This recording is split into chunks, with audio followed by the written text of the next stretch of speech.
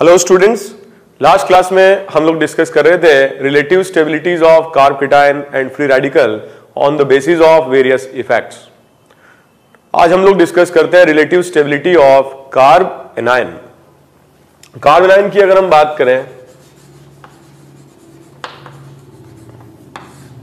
Carb anion इस तरीके के पार्टिकल्स होते हैं जिसमें कार्बन पर लोन पेयर प्रेजेंट होता है जिससे कि इस पर नेगेटिव चार्ज रहता है।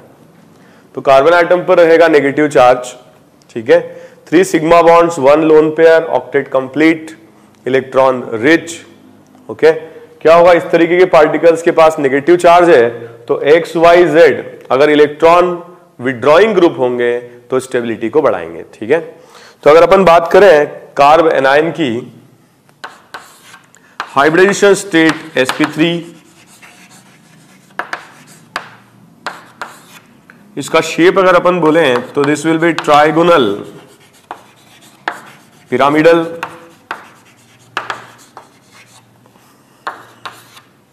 टोटल इलेक्ट्रॉन्स हैं 8 electrons outer shell, 3 sigma bonds, 1 lone pair,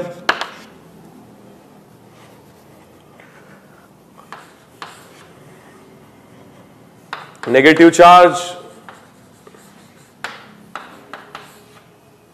ठीक है। क्योंकि इसमें ऑक्टेट कंप्लीट है तो ये पार्टिकल्स होंगे electron rich. Okay, electron rich negatively charge particles. इस तरीके के पार्टिकल्स का नेचर होता है डायामैग्नेटिक। ओके, जो एक्स वाई जेड है, अगर ये डोनर एटम्स होंगे तो नेगेटिव चार्ज को बढ़ाएंगे, स्टेबिलिटी को घटाएंगे, और एक्स वाई जेड ग्रुप्स अगर विड्रॉइंग होंगे तो स्टेबिलिटी बढ़ेगी। सो स्टेबिलिटी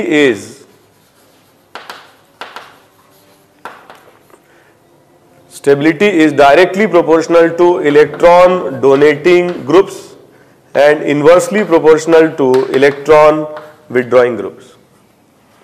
आज अपन ऑर्डर बनाते हैं स्टेबिलिटी का।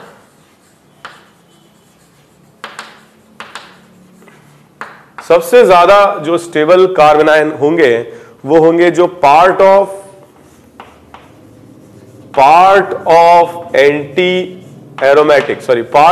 एरोमेटिक होंगे,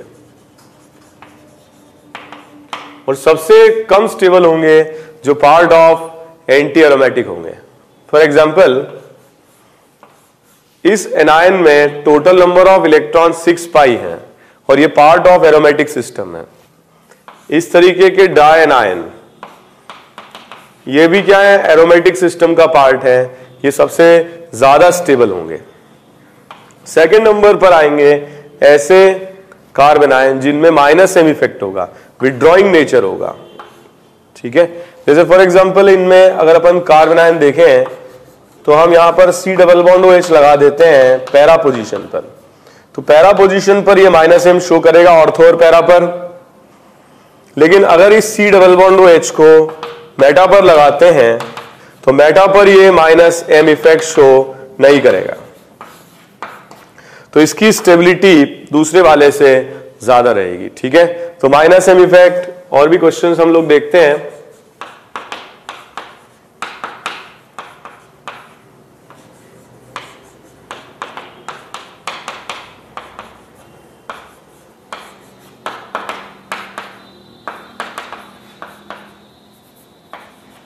तो इन तीनों कार्बन आयन्स को हम कंपेयर करें, ठीक है। तो ये पैरा पर है, -m इफेक्ट लगा पाएगा, ये पैरा पर -m इफेक्ट लगा पाएगा, लेकिन ये -m नहीं लगा पाएगा, क्या लगाएगा, -I इफेक्ट। तो सबसे ज्यादा स्टेबल होगा NO2 ग्रुप की वजह से, फिर सेकेंड, और ये होगा सबसे कम स्टेबल।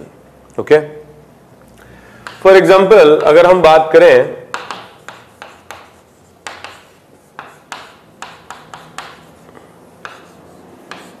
इन दोनों मॉलिक्यूल्स की, तो इन दोनों मॉलिक्यूल में पहले में CN ग्रुप पैरा पर है, -m लगाएगा, मोर स्टेबल होगा, और सेकेंड में -I लगेगा, स्टेबिलिटी कम रहेगी। ओके, नेक्स्ट हम देखते हैं third type of effect, resonance effect. For example if we talk about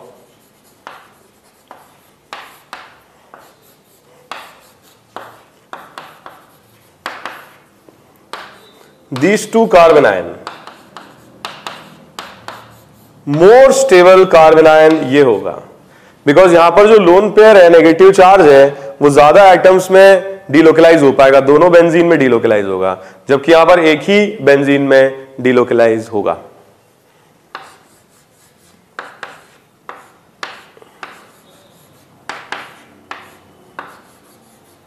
in तीनों रेजोनेटिंग स्ट्रक्चर की बात करें, ये मैक्सिमम स्टेबल होगा, ये सेकंड होगा और ये थर्ड होगा.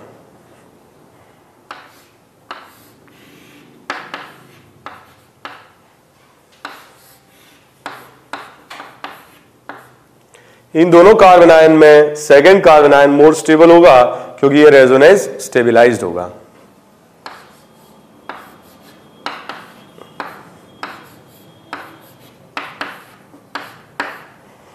इन दोनों कार्बन आयन में जो सेकंड वाला है, मोर नंबर ऑफ एटम्स में रेजोनेंस स्टेबलाइज्ड होगा, इसलिए मोर स्टेबल होगा. Next is minus H effect. जैसे कि हम बात कर चुके हैं, CCl3 group minus H effect show करते हैं, और बेंजीन में जो हम इसको CCl3 को एसोसिएट करते हैं आइदर एट ऑर्थो और पैरा पोजीशन. तो यहां पर एक मैंने पैरा पे लगाया, एक मेटा पे लगाया. पैरा पर -m हो सकता है, ऑर्थो पर भी -m हो सकता है, लेकिन मेटा पर -m नहीं लगेगा, सिर्फ -i लगेगा. Stronger effect is -h effect para पर और मेटा पर लगेगा, लेकिन -i इफेक्ट लगेगा किस पर, कहीं भी लग सकता है. मेटा पर सिर्फ -i ऑपरेट करेगा, -h ऑपरेट नहीं करेगा. ठीक है, तो -m या +m, -h या +h ऑर्थो और पैरा पर लगते हैं. मेटा पर केवल एक ही इफेक्ट लगता है, -i इफेक्ट. ठीक है, तो -i effect is weaker effect compared to -h. But अगर क्वेश्चन ऐसे आ जाए, यहां पर हमें C डबल बॉन्ड और H ग्रुप दे रखा है, और एक तरफ यहां पर CCl3 ग्रुप लगा दिया जाए, तो यहां पर एक में तो लग रहा है -m और एक में लग रहा है -h. So more stable will B -m effect. ठीक है, कंपेयर्ड टू -h. तो m विल बी क्या होगा, -m will be stronger, -h weaker होगा, और -i अगर लगता है तो वो वीकेस्ट होगा. सबसे पहले अप्लाई करेंगे पार्ट ऑफ एरोमेटिक, फिर हम अप्लाई करेंगे -m, फिर रेजोनेंस, और फिर -h इफेक्ट. नेक्स्ट हम अप्लाई करेंगे -i. ठीक है, -i वीक होगा -h और -m से. फॉर एग्जाम्पल अगर हम इन दोनों को कंपेयर करते हैं, तो पहले कार्बन आयन की स्टेबिलिटी ज्यादा होगी सेकंड से, क्योंकि फ्लोरीन ग्रुप -i, ये भी -i लगाएगा, but -i is distance dependent effect. If we compare these two carbon ion,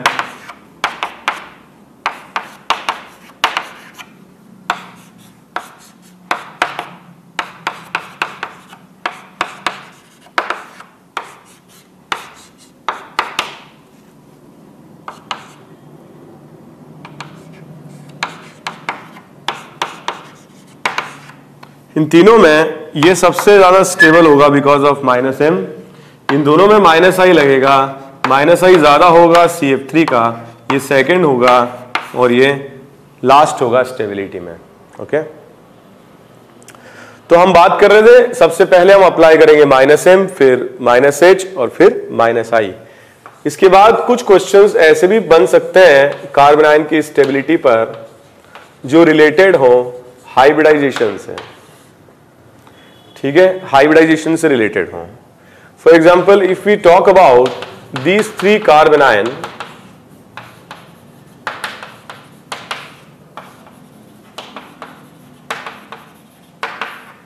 तो यहां पर sp कैरेक्टर है, सबसे ज्यादा इलेक्ट्रोनेगेटिव है, सबसे ज्यादा स्टेबल होगा, फिर sp2, और सबसे कम स्टेबल होगा sp3 से बनने वाला है, ठीक है। तो इलेक्ट्रोनेगेटिविटी अगर बढ़ेगी तो कार्बन आयन क्या होगा, मोर स्टेबल हो जाएगा, because more electronegative carbon atom पर नेगेटिव चार्ज की स्टेबिलिटी ज्यादा होती है, ठीक है। डिस्टेबलाइजिंग फैक्टर में सबसे पहले रहेगा प्लस आई, और ज्यादा डिस्टेबलाइज करेगा प्लस एच, और सबसे ज्यादा डिस्टेबलाइज करेगा प्लस एम, और सबसे कम स्टेबल कार्बन आयन होंगे जो part of anti aromatic system होंगे, part of anti aromatic system, ठीक है। कुछ क्वेश्चंस में हम कंपेयर करें,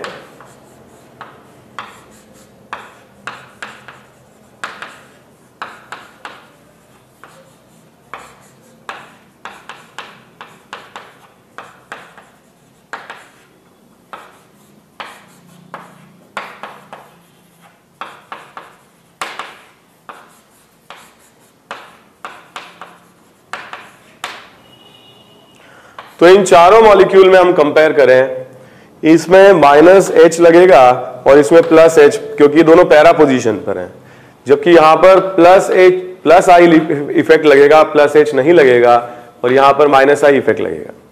तो सबसे ज्यादा स्टेबल होगा माइनस एच, फिर होगा माइनस आई, फिर होगा प्लस आई, तो सबसे ज्यादा डिस्टेबलाइज्ड होगा प्लस एच।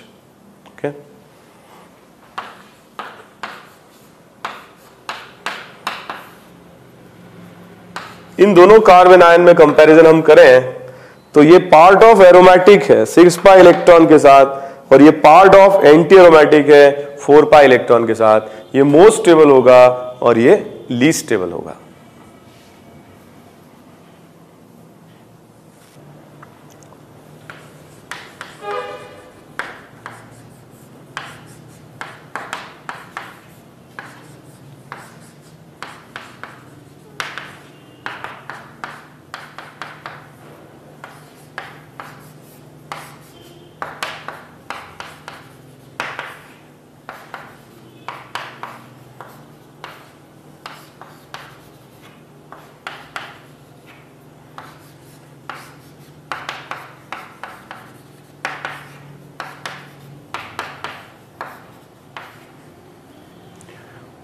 फर्स्ट क्वेश्चन में अगर हम देखें, क्लोरीन एटम्स के पास वेकेंट डी ऑर्बिटल्स होते हैं, और वेकेंट डी ऑर्बिटल होने के कारण ये माइनस एम इफेक्ट शो कर सकता है, ठीक है।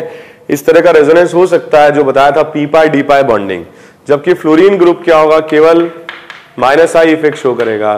तो स्टेबिलिटी ज्यादा रहेगी क्लोरीन की, क्योंकि इसमें माइनस एम इफेक्ट होगा because of the presence of vacant D orbital. थोड़ा सा अगर अपन और सोचें तो क्लोरीन इलेक्ट्रॉन पेयर गेन कर सकता है in the vacant D orbital, इस तरह का रेजोनेटिंग स्ट्रक्चर बन सकता है, और वेकेंट और लोन पेयर आपस में डबल बॉन्ड बना सकते हैं। जबकि फ्लोरीन के पास वेकेंट डी ऑर्बिटल नहीं है, तो कोई extra electron fluorine D orbital नहीं है तो गेन नहीं कर सकता है, केवल माइनस आई इफेक्ट शो करेगा। अनदर इंटरेस्टिंग क्वेश्चन, ठीक है। तो क्लोरीन में क्या होगा, माइनस एम की वजह से कार्बन आयन की स्टेबिलिटी बढ़ जाएगी। इस क्वेश्चन के बारे में सोचें, NO2 इज प्लेनर, दोनों मिथाइल ग्रुप रिपेल करेंगे, रिपेल करने से क्या होगा, ये अपने प्लेन से घूम जाएगा, और जैसे ही प्लेन से घूमेगा रेजोनेंस कांटेक्ट बेंजीन से इसका खत्म हो जाएगा, और रेजोनेंस कांटेक्ट खत्म हो जाएगा तो क्या खत्म हो जाएगा, माइनस एम इफेक्ट खत्म हो जाएगा। इन दोनों में अगर हम कंपेयर करें तो इसमें माइनस एम इफेक्ट लगता रहेगा। आपको समझ में आया होगा, जो मिथाइल ग्रुप है ये NO2 से रिपेल करते हैं, रिपेल करने के कारण ये NO2 in order to minimise the repulsion अपने प्लेन से घूम जाता है। ये दोनों तो आउट ऑफ प्लेन आ जाते हैं, ये इन द प्लेन चले जाते हैं, ठीक है। तो इसका जो शेप है कुछ ऐसा हो जाता है, this oxygen coming out of plane, और ये चौक आप देख रहे हो, this is moving in the plane. तो ये परपेंडिकुलर डायरेक्शन में आ जाते हैं ऐसे, और परपेंडिकुलर आते ही इनका रेजोनेंस कांटेक्ट बेंजीन से खत्म, और रेजोनेंस खत्म मतलब माइनस एम खत्म, और इसीलिए स्टेबिलिटी इसकी ज्यादा रहेगी।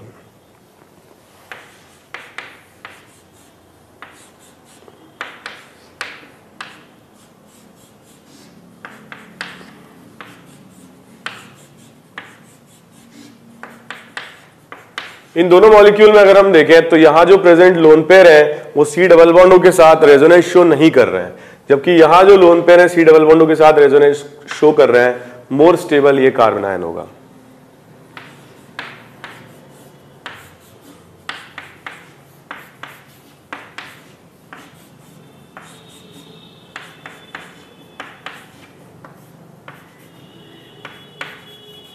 इन दोनों में अगर हम कंपेयर करते हैं तो यहां लोन पेयर दोनों के साथ रेजोनेंस स्टेबलाइज्ड होगा और यहां एक के साथ होगा, स्टेबिलिटी इसकी ज्यादा रहेगी।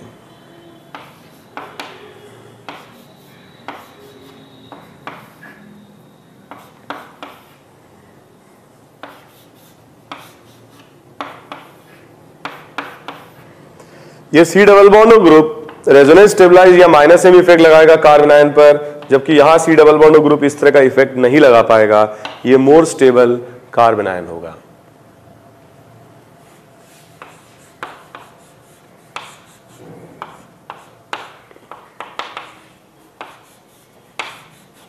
इस क्वेश्चन में अगर हम कंपेयर करें दोनों ही में कार्बन आयन रेजोनेंस स्टेबलाइज नहीं है, इनफैक्ट ये लोन पेयर तो बाहर है, ठीक है, मगर ये sp2 कार्बन पर है, ये sp3 पर है, मोर स्टेबल ये कार्बन आयन होगा।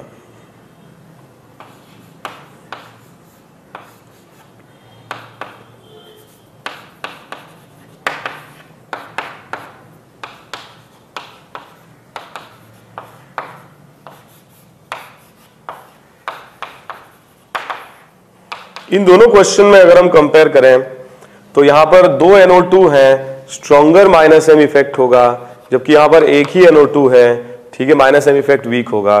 तो पहले की स्टेबिलिटी, फर्स्ट कार्बन आयन की स्टेबिलिटी सेकंड से ज्यादा होगी।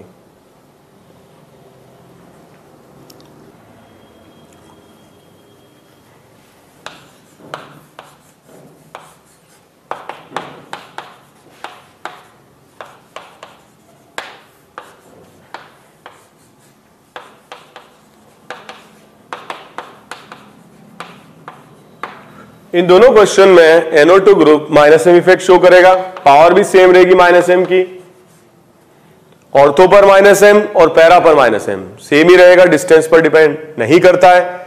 यहां पर अगर अपन बात करें तो माइनस आई इफेक्ट दोनों में डिसाइड करेगा कि कौन सा ज्यादा पावरफुल है। माइनस आई इफेक्ट क्योंकि क्लोजर है, इफेक्ट स्ट्रॉन्गर होगा, ये दूर है तो इफेक्ट वीक होगा। सेकेंड वाले आयन की या कार्बन आयन की स्टेबिलिटी फर्स्ट से ज्यादा रहेगी।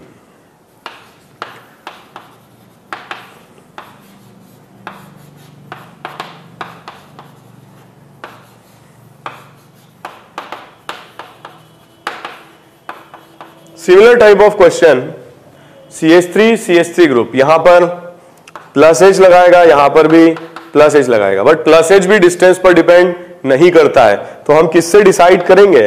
प्लस आई से।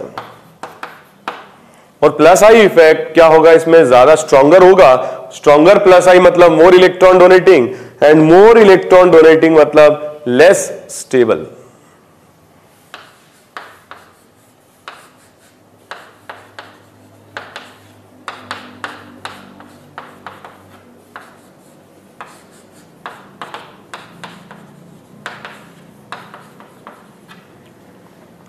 इन दोनों क्वेश्चन में अगर हम देखें CCl3 माइनस H ग्रुप, ये भी माइनस H ग्रुप है। माइनस H अगेन डिस्टेंस पर डिपेंड नहीं करता है, तो we will decide it on the basis of minus I. Minus I CCl3 का ज्यादा होगा, क्लोज है, और क्लोज है तो माइनस आई बढ़ेगा, माइनस आई बढ़ेगा तो इलेक्ट्रॉन विड्रॉइंग नेचर बढ़ेगा, कार्बन आयन की स्टेबिलिटी भी बढ़ेगी।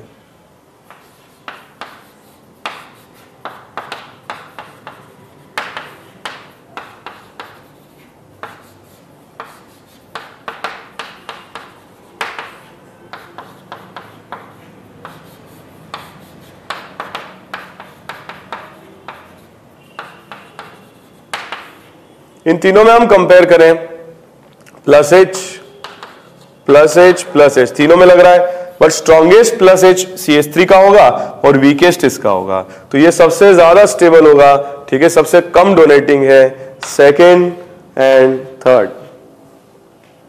ओके, अगर यही ग्रुप्स मेटा पर लगा दिए जाएं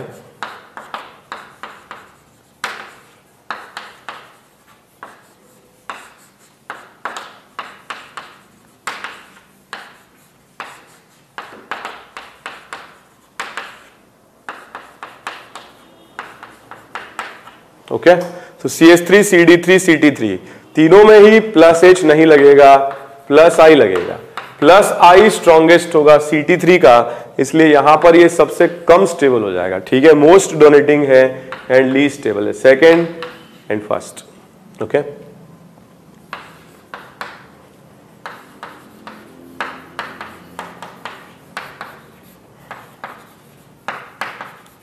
तो इन दोनों कार्बन आयन को हम कंपेयर करें, दोनों ही में रेजोनेंस स्टेबलाइजेशन है और माइनस एम इफेक्ट लग रहा है, मगर ज्यादा स्टेबल ये कार्बन आयन होगा क्योंकि NO2 का minus M C double bond H के माइनस एम से ज्यादा होगा।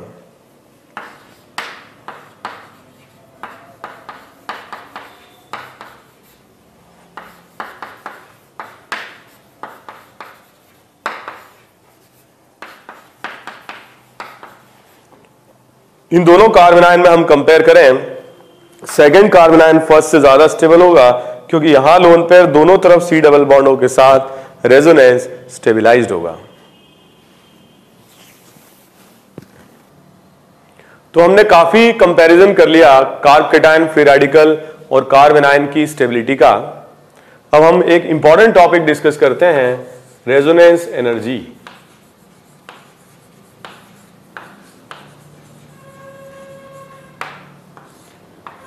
Resonance energy is a very important term और कई बार डिफरेंट टाइप के मॉलिक्यूल्स के लिए इसका कंपैरिजन भी कराया जाता है। ठीक है, ऑर्डर पूछ लिया जाता है एग्जाम्स में। रेजोनेंस एनर्जी थोड़ा सा अपन इस तरह से बात करें, we have two resonating structures, in this particular case they are identical, और इन दोनों के लिए मान लो ये ए और बी स्ट्रक्चर है तो एनर्जी सेम होगी, मगर जो इनका हाइब्रिड स्ट्रक्चर बनेगा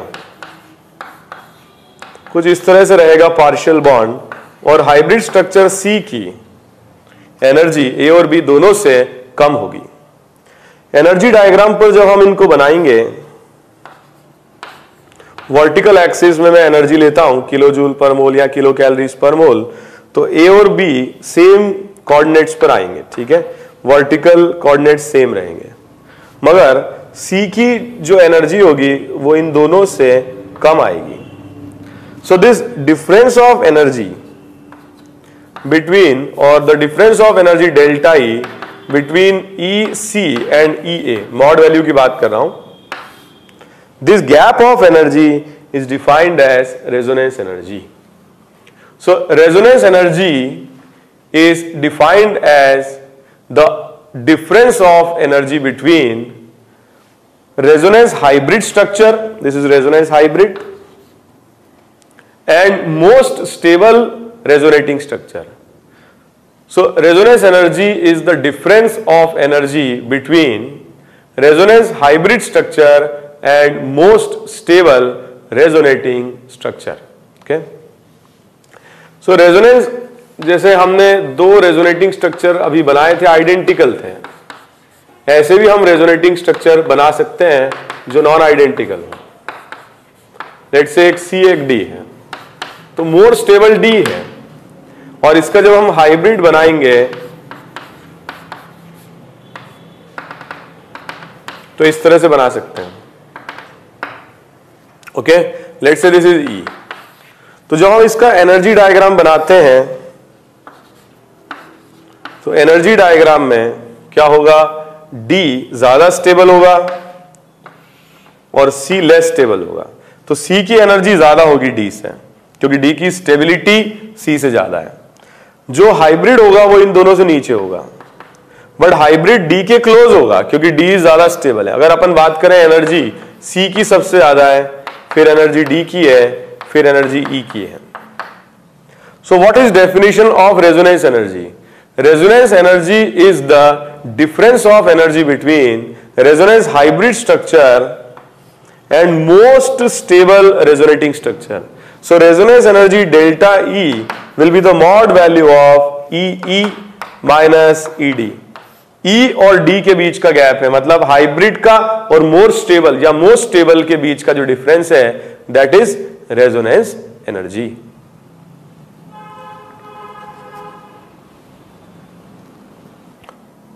तो रेजोनेंस एनर्जी जो कि डिफरेंस है रेजोनेंस हाइब्रिड और मोस्ट स्टेबल रेजोनेटिंग स्ट्रक्चर का, इसको कई सारे फैक्टर से जो अफेक्ट करते हैं और उनके बेसिस पर हम ऑर्डर डिफाइन करते हैं। ठीक ठीक है, जब भी आपको क्वेश्चन दिया जाए रेजोनेंस एनर्जी का, सबसे पहले आप ये चेक करें कि मॉलिक्यूल में एरोमेटिसिटी है या नहीं। ठीक है, अगर हमसे क्वेश्चन पूछा जाए तो सबसे पहले वी विल चेक कि क्या मॉलिक्यूल एरोमेटिक है। फॉर एग्जांपल, अगर हम इन दोनों मॉलिक्यूल्स के लिए रेजोनेंस एनर्जी को कंपेयर करें तो पहला मॉलिक्यूल एरोमेटिक है और दूसरा मॉलिक्यूल नॉन एरोमेटिक है। तो रेजोनेंस एनर्जी सबसे ज्यादा होगी एरोमेटिक में, फिर होगी नॉन एरोमेटिक में, और सबसे कम रेजोनेंस एनर्जी होगी एंटी एरोमेटिक में। ओके, सो सबसे पहला रूल यही लगाएंगे, एरोमेटिक, फिर नॉन एरोमेटिक, फिर एंटी एरोमेटिक। फॉर एग्जांपल, अगर हम क्वेश्चन लिखें, इन दोनों मॉलिक्यूल्स में, तीनों मॉलिक्यूल ले लेते हैं, इन तीनों मॉलिक्यूल में अगर हम रेजोनेंस एनर्जी का कंपैरिजन करें तो ये हो जाएगा फर्स्ट, ये हो जाएगा सेकंड, ये third. First molecule is aromatic, second molecule is non aromatic and third molecule is anti aromatic. ठीक है, तो सबसे पहले आप क्या देखोगे, एरोमेटिक, फिर नॉन एरोमेटिक, फिर एंटी एरोमेटिक। सेकेंड, अगर मॉलिक्यूल सारे एरोमेटिक हैं, ठीक है, या सारे नॉन एरोमेटिक हैं, तो हम किस तरीके से चेक करेंगे। अगर आपसे ये क्वेश्चन पूछा जाए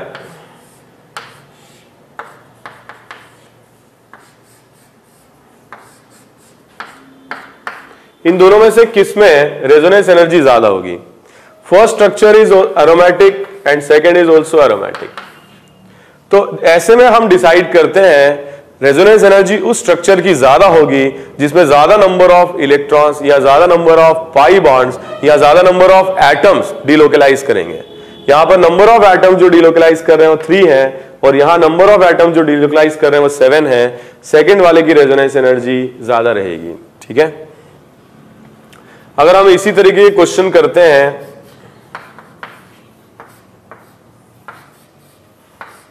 इन दोनों में रेजोनेंस एनर्जी का कंपैरिजन किया जाए तो फर्स्ट में रेजोनेंस एनर्जी ज्यादा होगी, ये भी नॉन एरोमेटिक है, ये भी नॉन एरोमेटिक है, मगर ज्यादा नंबर ऑफ एटम्स डिलोकलाइज कर रहे हैं फर्स्ट में, less number of atoms delocalise कर रहे हैं सेकेंड में। ठीक है, तो हम इसके बेसिस पर डिसाइड करते हैं नंबर ऑफ एटम्स पार्टिसिपेटिंग, ठीक है, इन रेजोनेंस अगर इंक्रीज होते हैं तो रेजोनेंस एनर्जी भी इंक्रीज होगी। ओके, फॉर एग्जांपल, अगर हमारे पास इस तरह का कोई कंपैरिजन आ जाए जिसमें एक एनायन या एक मॉलिक्यूल आइडेंटिकल रेजोनेटिंग स्ट्रक्चर बना रहा है और एक नॉन आइडेंटिकल बना रहा है, तो इससे बनने वाले जो रेजोनेटिंग स्ट्रक्चर्स होंगे वो आइडेंटिकल होंगे, लेकिन इससे बनने वाले रेजोनेटिंग स्ट्रक्चर्स नॉन आइडेंटिकल होंगे। ठीक है, तो इसमें नंबर ऑफ रेजोनेटिंग स्ट्रक्चर 2 बन रहे हैं और दूसरे वाले में भी 2 बन रहे हैं, सेकेंड में भी 2 ही बन रहे हैं, बट मोर स्टेबल ये स्ट्रक्चर होगा बिकॉज आइडेंटिकल रेजोनेटिंग स्ट्रक्चर्स अगर होते हैं तो वो इक्वली कॉन्ट्रीब्यूटिंग होते हैं, जो परसेंटेज रहता है वो बराबर बराबर होता है, और एनर्जी अगर बराबर बराबर रहती है या परसेंटेज अगर बराबर बराबर रहता है तो इलेक्ट्रॉन का डीलोकलाइजेशन परफेक्ट होता है। इन दोनों में सेकेंड स्ट्रक्चर ज्यादा स्टेबल है, तो जो मॉलिक्यूल या आयन है वो इस फॉर्म में रहना पसंद करेगा, मोर स्टेबल फॉर्म में, और इस फॉर्म में इसका परसेंटेज बहुत कम होगा। जो भी मॉलिक्यूल्स होंगे वो इस डायरेक्शन में कन्वर्ट होना चाहेंगे मोर स्टेबल की तरफ, और ऐसे में डीलोकलाइजेशन इम्प्रॉपर होता है। तो अगर हम कंपेयर करें, इक्वली कॉन्ट्रीब्यूटिंग जो होंगे मोर रेजोनेंस एनर्जी रहेगी कंपेयर टू अनइक्वली कॉन्ट्रीब्यूटिंग, तो इक्वली कॉन्ट्रीब्यूटिंग में ज्यादा होगी अनइक्वली कॉन्ट्रीब्यूटिंग से। तब हम नंबर नहीं देखेंगे। ठीक है, तो अगर जैसे फॉर एग्जांपल आपसे पूछा जाए इन दोनों में किस में, ओके, जैसे बेंजीन का अगर अपन कंपैरिजन करते हैं किसी दूसरे स्ट्रक्चर के साथ, इन दोनों में रेजोनेंस एनर्जी कंपेयर कराई जाए तो बेंजीन में ज्यादा होगी क्योंकि बनने वाले आरएस आइडेंटिकल होंगे और इसमें बनने वाले आरएस या रेजोनेटिंग स्ट्रक्चर्स नॉन आइडेंटिकल होंगे।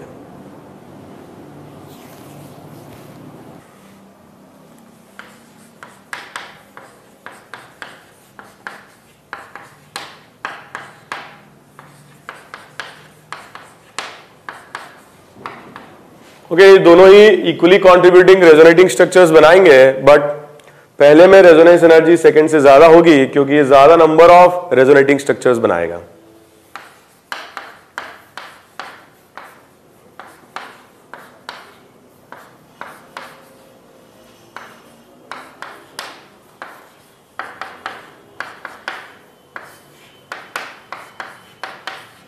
इन दोनों में फर्स्ट में रेजोनेटिंग स्ट्रक्चर्स ज्यादा बनेंगे, है दोनों ही इक्वली कॉन्ट्रीब्यूटिंग, मगर फर्स्ट में रेजोनेंस एनर्जी ज्यादा होगी because of more number of resonating structures.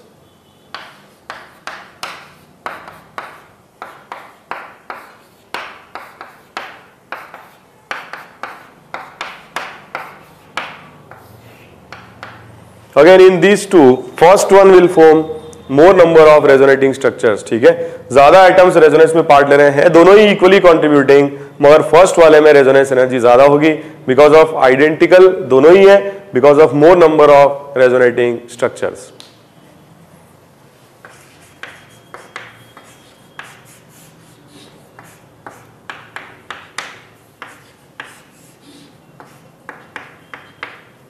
This one is with 6 pi electron aromatic and this one is with 4 pi electron anti-aromatic.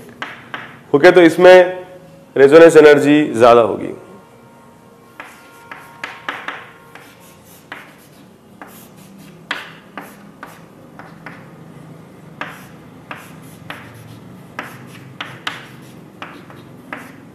ये बड़ा इंटरेस्टिंग कंपैरिजन है।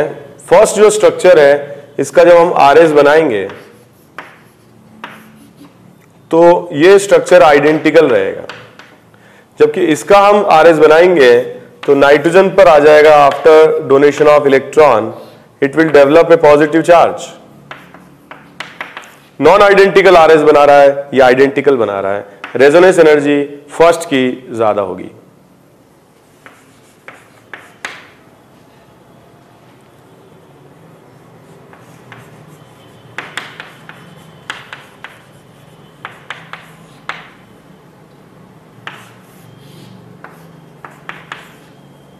इन दोनों में अगर हम कंपैरिजन करें तो क्या होगा, यहां पर एरोमेटिक स्ट्रक्चर रहेगा और यहां पर क्या रहेगा, नॉन एरोमेटिक स्ट्रक्चर, तो ज्यादा रेजोनेंस एनर्जी सेकेंड स्ट्रक्चर की होगी।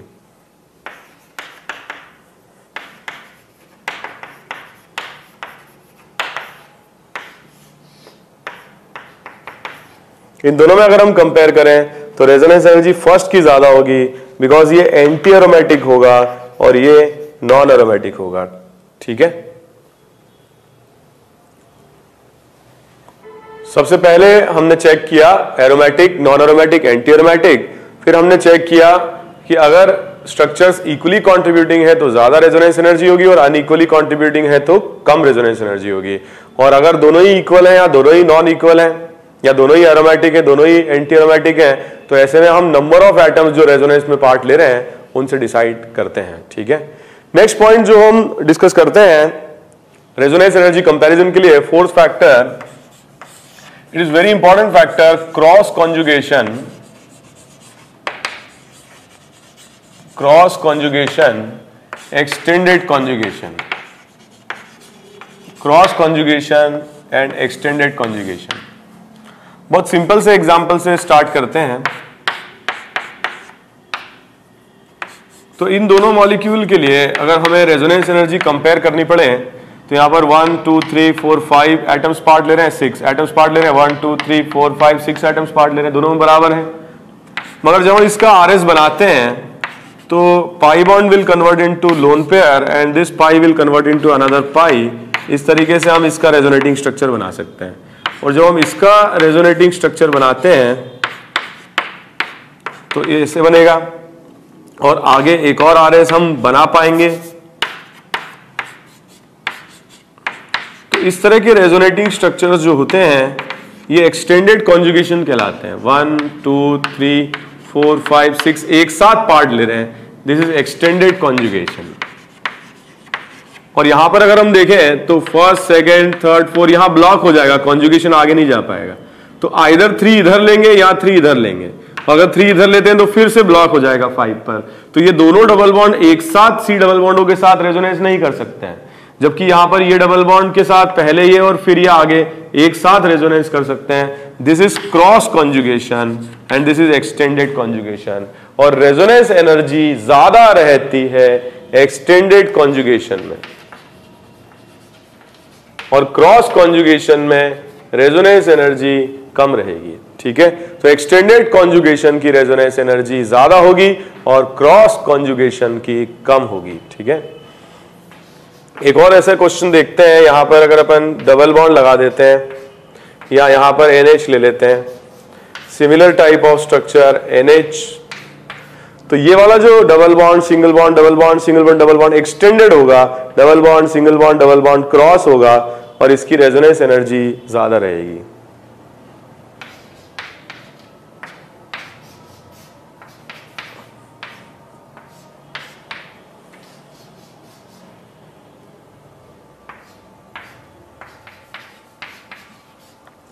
इन दोनों रेजोनेटिंग स्ट्रक्चर में देखें, double bond single bond double bond single bond double bond extended conjugation में होंगे ये सारे एटम्स, और यहां पर जो एटम्स होंगे क्रॉस कॉन्जुगेशन में होंगे, रेजोनेंस एनर्जी इसकी ज्यादा होगी।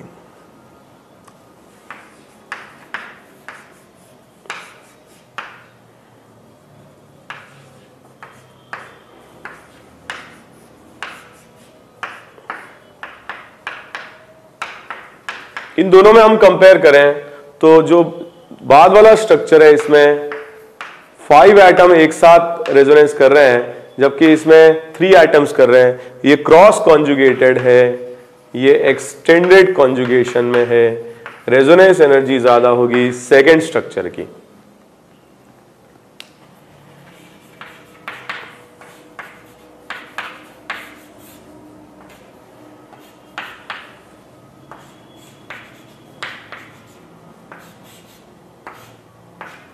इन दोनों में अगर हम देखें तो lone pair single bond double bond single bond double bond, extended conjugation में फर्स्ट सेकेंड थर्ड 4 एंड 5, और यहां पर जो लोन पेयर है आइदर दिस और दिस होगा। ठीक है, तो ये क्रॉस कॉन्जुगेटेड लोन पेयर होगा और पहले वाले में रेजोनेंस एनर्जी ज्यादा होगी because of extended conjugation. Next factor is overlapping.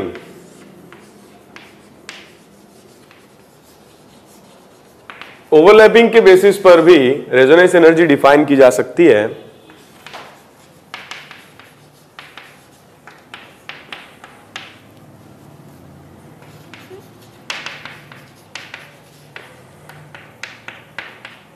अब यहां हम देखें दोनों ही नॉन आइडेंटिकल स्ट्रक्चर्स बनाएंगे, दोनों ही में एरोमेटिसिटी का कोई डिफरेंस नहीं है, दोनों में नंबर ऑफ एटम्स जो रेजोनेंस में पार्ट ले रहे हैं वो सेम है, दोनों में ही क्रॉस और एक्सटेंडेड कॉन्जुगेशन नहीं है।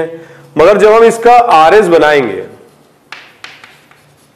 तो नया जो पाई बॉन्ड बनेगा due to resonance that will be of 2p pi 3p pi nature, जबकि यहां पर क्या होगा, जो ओवरलैपिंग होगी ब्रोमीन के साथ तो पाई बॉन्ड का जनरेशन 2p पाई 4p पाई होगा। ओके, तो अगर अपन 2p पाई 3p पाई देखें ऑर्बिटल साइज में डिफरेंस रहेगा। ठीक है, ओवरलैपिंग वीक होगी, लेकिन अगर 2p पाई 4p पाई होगा तो मेजर डिफरेंस होगा ओवरलैपिंग में। ठीक है, जो पाई बॉन्ड होगा और जो दूसरा पाई बॉन्ड होगा उनमें डिफरेंस काफी ज्यादा होगा साइज में, काफी वीक पाई बॉन्ड बनाएंगे, जबकि ये उतना वीक पाई बॉन्ड नहीं होगा, इससे भी ज्यादा स्ट्रॉन्ग ये 2p पाई 3p पाई, ये बनेगा 2p पाई 4p पाई और ये बनेगा 2p पाई 2p पाई। तो सबसे ज्यादा स्टेबल बॉन्ड होगा 2p पाई 2p पाई, फिर होगा 2p पाई 3p पाई और सबसे वीक होगा 2p पाई 4p पाई। इस ग्राउंड पर A और B में ये वीक बॉन्ड बना रहा है, और वीक बॉन्ड बना रहा है तो लेस ओवरलैपिंग होगी या लेस रेजोनेंस एनर्जी होगी B में कंपेयर्ड टू A। ओके,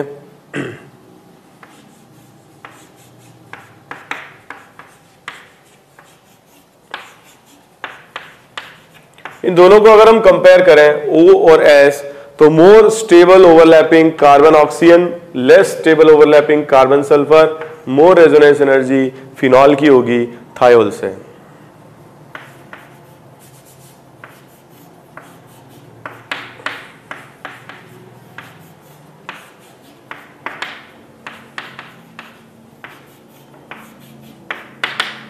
इन तीनों में हम कंपेयर करें, सबसे ज्यादा रेजोनेंस एनर्जी होगी क्लोरीन, फिर ब्रोमीन, फिर आयोडीन।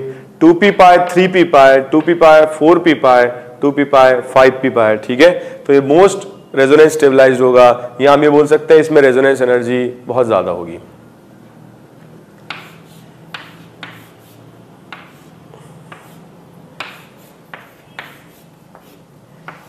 तो इन दोनों में अगर हम रेजोनेंस एनर्जी का कंपैरिजन करें तो फर्स्ट में रेजोनेंस एनर्जी ज्यादा होगी सेकंड से, क्योंकि यहां पर ओवरलैपिंग होगी 2p पाई 2p पाई, यहां होगी 2p pi and 3p pi.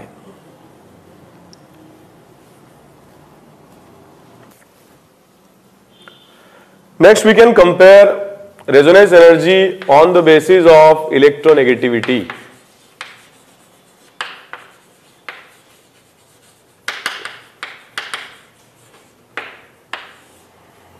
Electronegativity के बेसिस पर हम कंपेयर कर सकते हैं।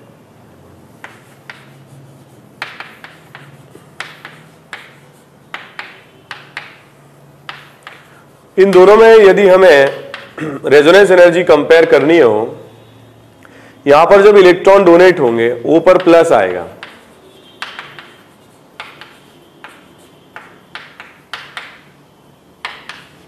और इसमें जब इलेक्ट्रॉन डोनेट होंगे तो नाइट्रोजन पर प्लस आएगा। So more stable will be this, क्योंकि क्या होगा, ये इलेक्ट्रॉन डोनेट कर रहा है, ठीक है, तो O पर प्लस आ रहा है विच इज मोर इलेक्ट्रोनेगेटिव, और मोर इलेक्ट्रोनेगेटिव एटम पर पॉजिटिव चार्ज लेस स्टेबल होता है, और लेस इलेक्ट्रोनेगेटिव एटम पर पॉजिटिव चार्ज ज्यादा स्टेबल होता है।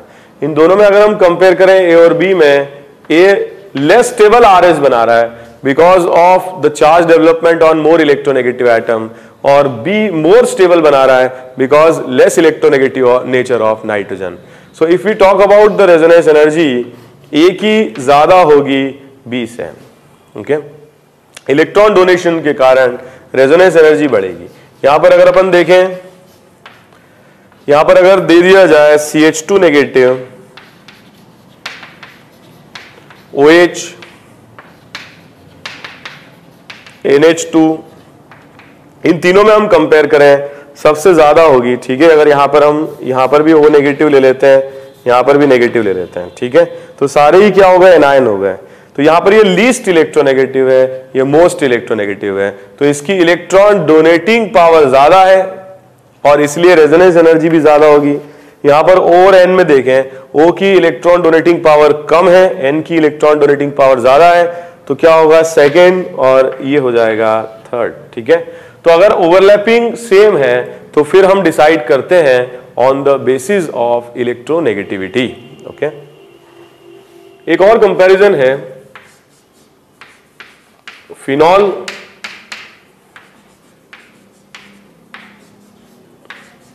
Aniline and chlorobenzene.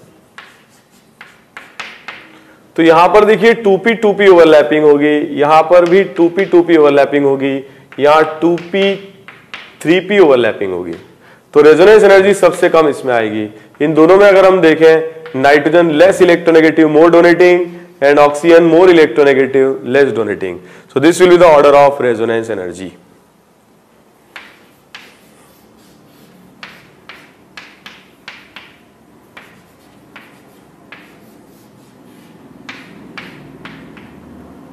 इन दोनों में हम कंपेयर करें तो इलेक्ट्रॉन डोनेशन से O पर प्लस आएगा और N पर प्लस आएगा। ऐसे भी सोच सकते हैं, N लेस इलेक्ट्रोनेगेटिव है, more donating, O more electronegative less donating, resonance energy इसकी ज्यादा होगी।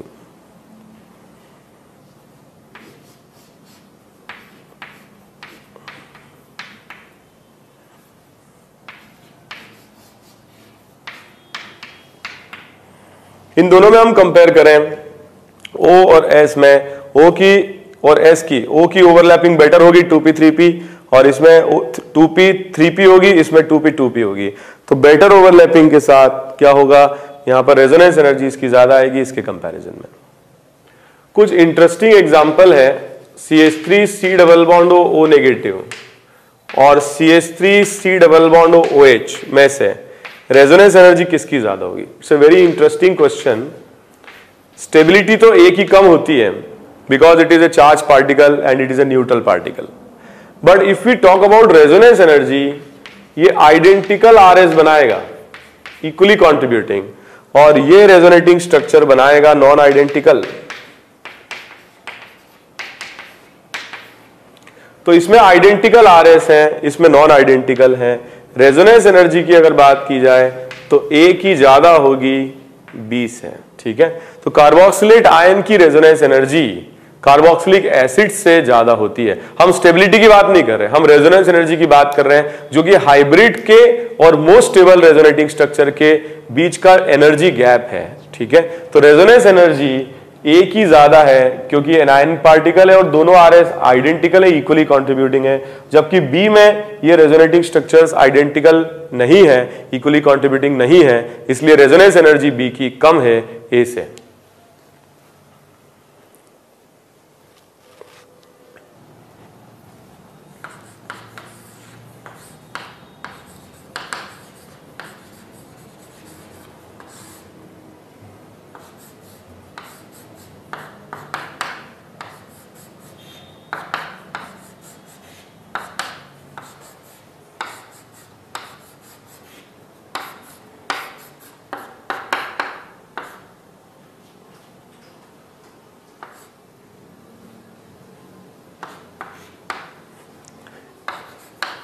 इन दोनों मॉलिक्यूल को कंपेयर करें, so this molecule is anthracene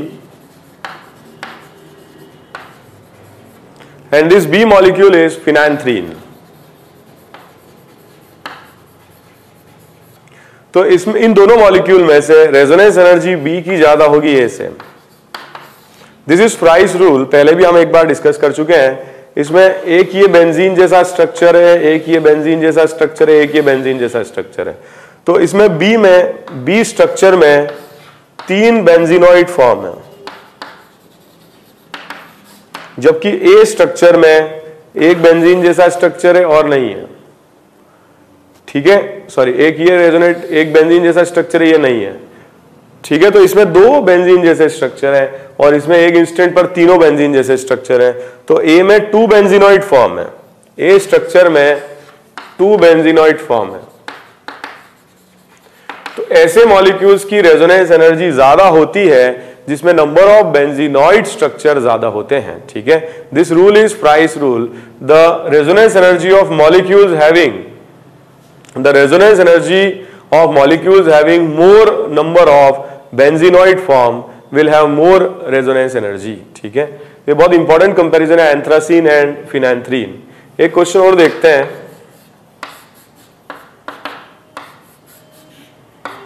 ये कंपैरिजन अगर दिया जाए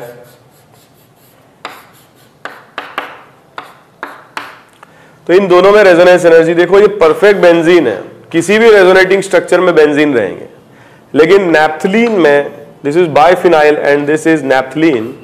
नैप्थलीन में हम अगर रेजोनेटिंग स्ट्रक्चर बनाते हैं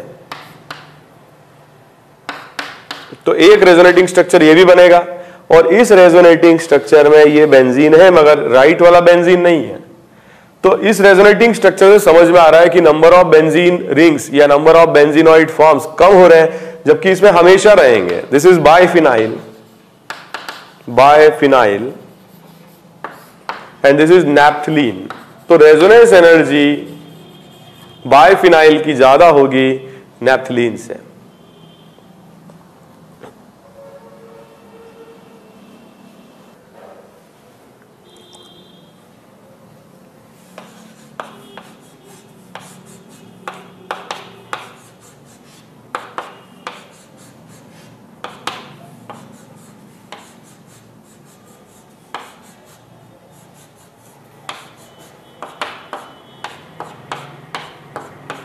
इन दोनों मॉलिक्यूल को अगर हम कंपेयर करें तो सेकेंड मॉलिक्यूल में 3 बेंजीन रहेंगे हमेशा, जबकि यहां अगर अपन देखें तो ये राइट वाला बेंजीन फॉर्म नहीं है। तो रेजोनेंस एनर्जी सेकेंड स्ट्रक्चर की ज्यादा होगी फर्स्ट स्ट्रक्चर से। ठीक है, तो आज हम लोगों ने डिस्कस किया कंपैरिजन ऑफ रेजोनेंस एनर्जी। ठीक है, कंपैरिजन ऑफ रेजोनेंस एनर्जी सबसे पहले जो हम अप्लाई करते हैं एरोमेटिक, फिर नॉन एरोमेटिक, फिर एंटी एरोमेटिक। ठीक है, अगर स्ट्रक्चर्स एरोमेटिक हो या दोनों स्ट्रक्चर्स या तीनों स्ट्रक्चर्स एंटी एरोमेटिक हो तो नंबर ऑफ रेजोनेटिंग स्ट्रक्चर जिसमें ज्यादा होंगे स्टेबिलिटी उसी में ज्यादा होगी। ऐसे मॉलिक्यूल जो इक्वली कॉन्ट्रीब्यूटिंग है उनकी रेजोनेंस एनर्जी अनइक्वली कॉन्ट्रीब्यूटिंग से ज्यादा रहती है। देन हमने डिस्कस किया ओवरलैपिंग, देन हमने डिस्कस किया electronegativity, cross conjugated resonating structures की रेजोनेंस एनर्जी एक्सटेंडेड कॉन्जुगेशन वाले रेजोनेटिंग स्ट्रक्चर से क्या रहती है, कम रहती है, क्रॉस में कम होगी और एक्सटेंडेड में ज्यादा होगी। लास्ट हमने डिस्कस किया फ्राइस रूल, ऐसे मॉलिक्यूल जिनमें नंबर ऑफ बेंजीन रिंग्स या बेंजीनॉइड फॉर्म ज्यादा होते हैं रेजोनेंस एनर्जी ज्यादा रहती है। इसके पहले हमने डिस्कस किया था स्टेबिलिटी ऑफ कार्बन आयन और सारे फैक्टर्स हमने एक साथ लगाए थे। ठीक है, part of aromatic plus M minus M plus H minus H plus I minus I and anti aromatic का पार्ट। ठीक है, तो हमने इस तरीके से जीओसी में मेजर पोर्शन अब कवर कर लिया है। नेक्स्ट क्लास में we will start with a new topic. Thank you very much.